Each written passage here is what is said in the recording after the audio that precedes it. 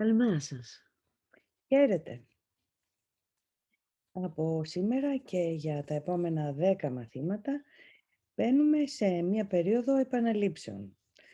Η επανάληψη μητέρα της μαθήσεως, αλλά και μια μεγάλη ευκαιρία να ξαναεπισκεφτούμε ιδέες που ήδη τις έχουμε δει και να τις κατανοήσουμε πιο βαθιά, να τις εφαρμόσουμε με ένα νέο τρόπο και βέβαια να έρθουμε σε επαφή ίσως και με καινούργιες ερωτήσεις που θα αναδυθούν, τις οποίες είμαστε πολύ πρόθυμες να απαντήσουμε όλο αυτό το δεκαήμερο, καθώς θα μας δίνει τη δυνατότητα ο χρόνος των επαναλήψεων να το κάνουμε αυτό. Έτσι λοιπόν θα ξανακάνουμε μια επανάληψη τώρα, αντιλαμβανόμενοι αυτή τη φορά ότι προετοιμαζόμαστε για το δεύτερο στάδιο της μάθησης, για εφαρμογή της αλήθειας. Σήμερα θα αρχίσουμε να συγκεντρωνόμαστε στην ετοιμότητά μας για το τι θα επακολουθήσει. Αυτός είναι ο στόχος μας για αυτή την επανάληψη και για τα μαθήματα που ακολουθούν. Σωστά. Θα επανεξετάσουμε λοιπόν τα πρόσφατα μαθήματα και τις κεντρικές τους σκέψεις, με έναν τρόπο ο οποίος θα προωθήσει την ετοιμότητα που θα θέλαμε να αποκτήσουμε τώρα. Ετοιμότητα δηλαδή να ακούσουμε την απάντηση, να ακούσουμε τη φωνή του, όπως ήταν στο τελευταίο μάθημα, στο προηγούμενο, που μας έλεγε «Άκουσέ τον τώρα, Ναι, πατέρα μίλησέ μου. πατέρα μίλησέ μου». Υπάρχει μια κεντρική ιδέα που ενοποιεί κάθε βήμα μας σε αυτή την επανάληψη και η οποία μπορεί να εκφραστεί απλά με το εξής: ο νους μου κρατά μόνον ό,τι σκέφτομαι με το Θεό. Αυτή θα είναι η ιδέα που ακολουθεί όλες τις ασκήσεις των επαναλήψεων και σε κάθε μια από αυτές τις ασκήσεις προστίθονται και οι τίτλοι 2 άλλων ασκήσεων. Αυτή είναι λοιπόν η κοινή βάση. Κοινή Ο βάση. νους μου κρατά μόνο ό,τι σκέφτομαι με το Θεό. Ας δούμε λοιπόν πώς ξεκινάμε σήμερα. Ο νους μου λοιπόν κρατά μόνον ό,τι σκέφτομαι με το Θεό. Αυτό είναι γεγονός και αντιπροσωπεύει την αλήθεια του τι είσαι και του τι είναι ο πατέρας σου. Αυτή είναι η σκέψη με την οποία ο πατέρας έδωσε την δημιουργία στον Υιό, καθιστώντας τον Υιό συνδημιουργό μαζί με αυτόν. Αυτή είναι η σκέψη που εγγυάται πλήρως την σωτηρία στον Υιό, διότι καμιά σκέψη δεν μπορεί να μείνει στο νου του, εκτός από τις σκέψεις που μοιράζεται με αυτόν ο πατέρας του. Η απουσία της συγχώρεσης κρατά αυτή τη σκέψη έξω από την επίγνωσή του. Και ωστόσο είναι για πάντα αληθινή. Εδώ λοιπόν μας λέει δύο βασικά πράγματα. Πρώτον, ότι είμαστε συνδημιουργοί μαζί με το Θεό. Η δημιουργία μας βρίσκεται σε ένα πεδίο τελείως διαφορετικό από αυτό που γνωρίζουμε ως φυσικό κόσμο, και μάλιστα σε ένα άλλο σημείο μας λέει ότι ανυπομονεί η δημιουργία μας να την ξαναθυμηθούμε, περιμένει ανυπόμονα να την ξαναθυμηθούμε. Είμαστε λοιπόν συνδημιουργοί με το Θεό. Αυτό είναι το ένα. Και το δεύτερο που θίγει είναι ότι η συγχώρεση, η απουσία συγχώρεσης κρατά μακριά από την επίγνωσή μας αυτή την πραγματικότητα. Όσο η σκέψη, η δικιά μου, η πραγματική μας σκέψη είναι η ίδια με τη σκέψη του Θεού. Ναι. Του Θεού Πατέρα, όπως τον λέει εδώ πλέον. Συνεχίζουμε. Ας δούμε πώς θα προετοιμαστούμε λοιπόν για όλο αυτό το δεκαήμερο. Ας αρχίσουμε την προετοιμασία μας με κάποια κατανόηση για τις πολλές μορφές με τις οποίες η απουσία της αληθινής συγχώρεσης μπορεί προσεκτικά να συγκαλυφθεί. Επειδή αυτές οι μορφές είναι ψευδαισθήσεις, δεν γίνονται αντιληπτές όπως πραγματικά είναι. Είναι άμυνες που προστατεύουν τις χωρίς συγχώρεση σκέψεις σου από το να τις δεις και να τις αναγνωρίσεις. Ο σκοπός τους είναι να σου δείχνουν κάτι άλλο, για να καθυστερούν τη διόρθωση με αυταπάτες που πλάστηκαν για να αντικαταστήσουν τη διόρθωση. Εδώ λοιπόν μας λέει ότι, αν προσέξετε, μιλάει για την αληθινή συγχώρεση. Πράγμα που για άλλη μια φορά μας θυμίζει ότι υπάρχει συγχώρεση του εγώ, ένοχος με αναστολή, το σφάλμα έχει γίνει, η αμαρτία έχει διαπραχθεί, η επίθεση είναι εδώ ορατή και εγώ είμαι το θύμα της, ενώ τα μαθήματα θαυμάτων όταν μιλούν για συγχώρεση μας λένε βγες έξω από το όνειρο και αναγνώρισε ότι έξω από το όνειρο δεν έχει συμβεί τίποτα απολύτως. Αυτή είναι η αληθινή συγχώρεση. Η απροθυμία όμως για συγχώρεση είναι ένα εμπόδιο για την αναγνώριση του αληθινού εαυτού σου. Παρ' όλα αυτά, ο νους σου κρατά μόνον ότι σκέφτεσαι με το Θεό. Οι αυταπάτες σου δεν μπορούν να πάρουν τη θέση της αλήθειας. Ό,τι και να κάνουμε δηλαδή, ο νους μας σκέφτεται πραγματικά τις ίδιες σκέψεις που σκέφτεται και ο Θεός. Και να θυμηθούμε ότι πάλι, καθώς δίνουν νέους ορισμούς τα μαθήματα θαυμάτων, όταν λένε σκέψη δεν εννοούν αυτό που εμείς αντιλαμβανόμαστε ως σκέψη, γιατί σε ένα σημείο λέει ότι είστε σκέψη μέσα στο νου του Θεού εσείς οι ίδιοι. Άρα η έννοια της σκέψης είναι ταυτόσιμη με τη δημιουργία και είναι μια τελείως άλλη κατάσταση που μόνο διαισθητικά σε αυτό το στάδιο κατανόησης που βρισκόμαστε ως ομάδα μπορεί να κατανοηθεί. Σιγά σιγά θα γίνει πιο συνειδητό. Ίσως μία προσέγγιση μπορούμε να δώσουμε ένα χαρακτηριστικό, το ότι οι σκέψεις μας, οι σκέψεις που σκέφτεται ο Θεός και οι πραγματικά αληθινές δικές μας σκέψεις που είναι ίδιες με τις σκέψεις του και ονομάζονται Άγιες Σκέψεις, εννοείται ότι δεν έχουν καθόλου επιθετικότητα, επιπλέον δεν είναι συγκεκριμένες. Εμείς κάνουμε συγκεκριμένες σκέψεις και αυτός ο τρόπος σκέψης περιορίζει διαρκώς το νόημα, περιορίζει διαρκώς την ιδέα σε κάποια μορφή. Οι σκέψεις λοιπόν που σκεφτόμαστε με τον Θεό έχουν ένα χαρακτηριστικό αφηρημένη σκέψης, αλλά και πάλι όχι όπως θεωρούμε εδώ αφηρημένη, εννοούμε συμπεριλαμβάνουν τα πάντα. Γι' αυτό, Ιουλία, πράγματι διαισθητικά μπορούμε να αντιληφθούμε μία σκέψη που συμπεριλαμβάνει τα πάντα, αλλά έχουμε την εμπειρία από μερικούς διαλογισμούς. Άρα για το επόμενο δεκαήμερο μας λέει «Άρχιζε κάθε μέρα προετοιμάζοντας το νου σου για την ελευθερία και την ειρήνη που θα σου προσφέρει κάθε ιδέα που θα επαναλάβεις. Άνοιξε το νου σου και άδειασέ τον από όλες τις σκέψεις που θα εξαπατούσαν, άφησε μόνο την παρακάτω σκέψη εξαλείφοντας όλες τις άλλες».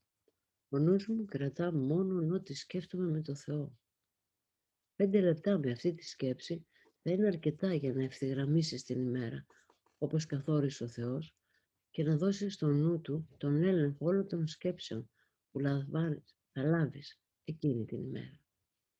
Εδώ συμβολικά βλέπουμε μια λεπτομέρεια από το έργο του Van Gogh, ξημέρωμα στον αγρό. Ο αγρός είναι ο νους μας και σιγά σιγά ξημερώνει στο νου μας, καθώς ξεκινάμε τη μέρα, σκεπτόμενοι τη βασική ιδέα που μας προτείνεται κάθε φορά.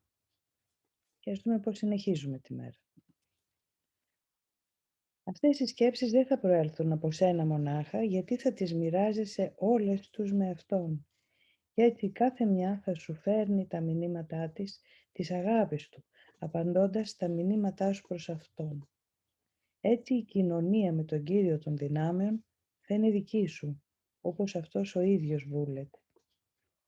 Γίνεται ο νους μας δηλαδή ένα δισκοπότηρο τώρα, μέσα στο οποίο συναντάμε τον Δημιουργό μας.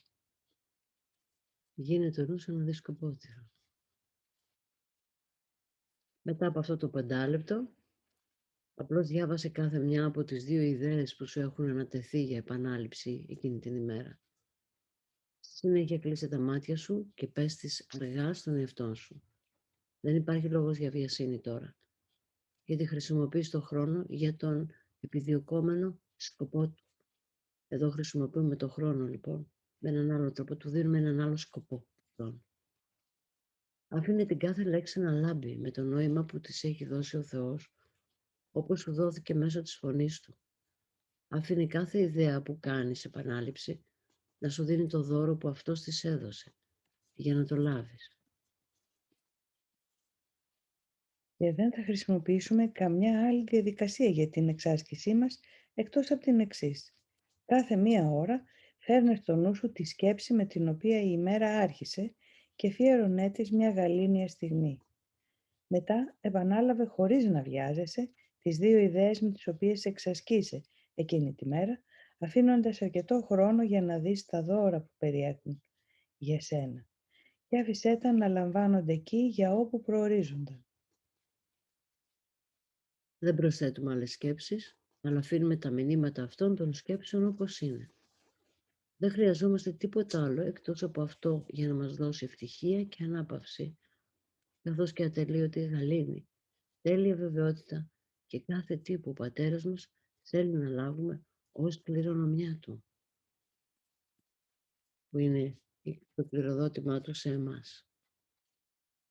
Ο Θεός προσφέρει ευχαριστίες σε σένα που τηρείς έτσι το λόγο Του και καθώς αφιερώνεις πάλι το νου σου στις ιδέες για την ημέρα, προτού κοιμηθείς, η ευγνωμοσύνη Του σε περιβάλλει στην ειρήνη μέσα στην οποία Αυτός βούλεται να βρίσκεσαι για πάντα και την οποία μαθαίνεις τώρα να αιτείσαι ως την κληρονομιά σου. Έτσι λοιπόν τελειώνουμε την κάθε μέρα εξάσκησης και επανάληψης όπως την αρχίσαμε, επαναλαμβάνοντας τη σκέψη που έκανε την ημέρα μια ιδιαίτερη περίοδο ευλογίας και ευτυχίας για μας και η οποία μέσω της πίστης μας επανέφερε τον κόσμο από το σκοτάδι στο φως, από τη θλίψη στη χαρά, από τον πόνο στην ειρήνη, από την αμαρτία στην αγιοσύνη.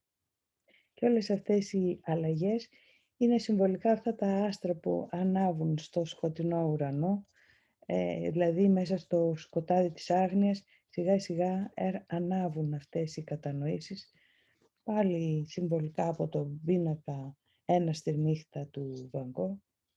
Μια άλλη λεπτομέρεια. Ναι, μια άλλη λεπτομέρεια. Και περνάμε λοιπόν στις δύο βασικές σκέψεις για τη σημερινή ημέρα. Η βασική πάντα παρούσα είναι ο νους μου κρατά μόνο ό,τι σκέπτομαι με το Θεό. 5 λεπτά το πρωί και 5 το βράδυ, τα οποία συνοδεύονται. Με τις δύο ακόλουθες ιδέες. Η συγχώρεση είναι το κλειδί για την ευτυχία. Η συγχώρεση μου προσφέρει κάθε τι που θέλω. Μας λέει ήσυχα να τις πάρουμε μετά το 5 λεπτό αυτές τις σκέψεις και να τις αφήσουμε στο νου μας να τις σκεφτόμαστε απλώς τίποτα άλλο. Για λίγο. Χωρίς να βιαζόμαστε, χωρίς να αναζητάμε κάτι άλλο, τις αφήνουμε απλώς σαν ένα σπόρο ο οποίος κάθεται στη γη και σιγά σιγά Θα δώσει την άνθησή του, την πλάστησή του. Ή σαν μια καραμέλα που σιγά σιγά λιώνει μέσα στο νου και μας γλυκαίνει. Είναι μια καραμέλα κάθε πρωί που θα παίρνει ο νους μας και θα την αφήνει γλυκά να λιώνει μέσα του και να τον συμπαρασύρει στην αλήθεια που θα αναδύεται. Δεν μπορούσαμε να τις λέμε καραμέλες της ημέρας. Ναι. Και ξέρετε, αν θέλετε το πώς γίνονται αυτές οι ασκήσεις στην επανάληψη, μπορεί να διαβάζετε την εισαγωγή στην επανάληψη ή κάποια κομμάτια από αυτά για να εμπνέεστε για το πώς θα κάνετε την άσκηση, αν θέλετε. Έτσι που να μην ξεχαστεί ο νους και να σκέφτεται άλλα. Υπενθυμίστε στον εαυτό σας οδηγίες με το να ρίξετε μια ματιά στην εισαγωγή από καιρό σε καιρό.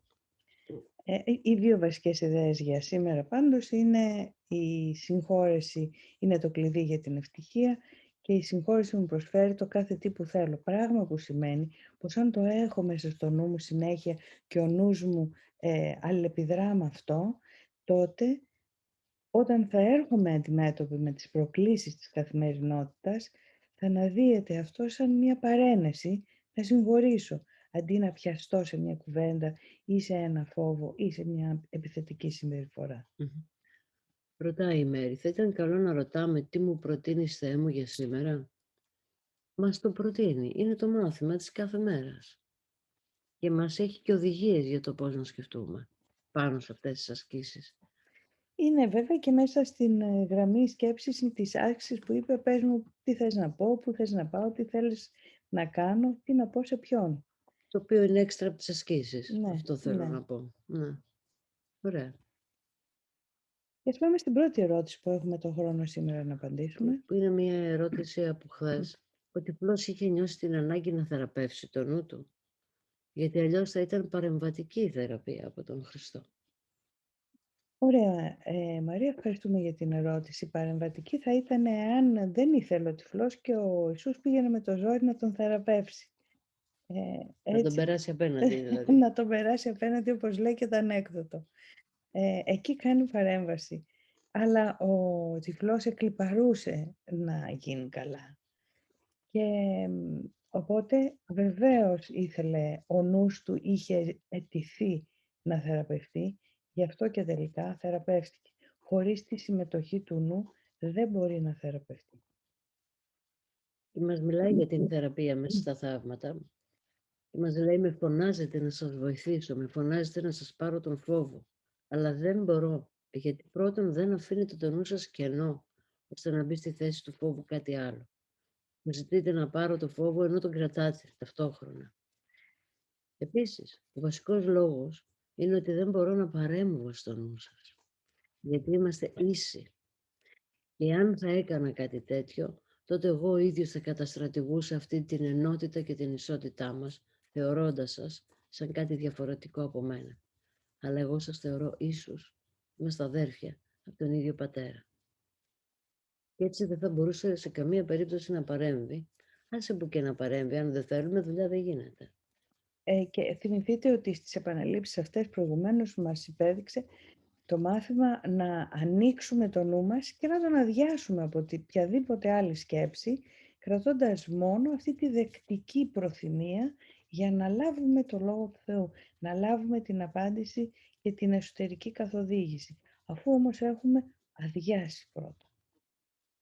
Άρα να θυμηθούμε να αδειάσουμε το νου μας. Δεν γίνεται αλλιώς. Βλέπεις τα θαύματα σαν και αυτά που μας αναφέρουν, όπως είναι που έβαλε μάτια στον τυφλό, που συμφώνησε βεβαίως ο νους του για αυτή την αλλαγή. Είναι μια αλλαγή την οποία την ήθελε περισσότερο από οτιδήποτε άλλο. Ήθελε μόνο αυτό και τίποτα άλλο.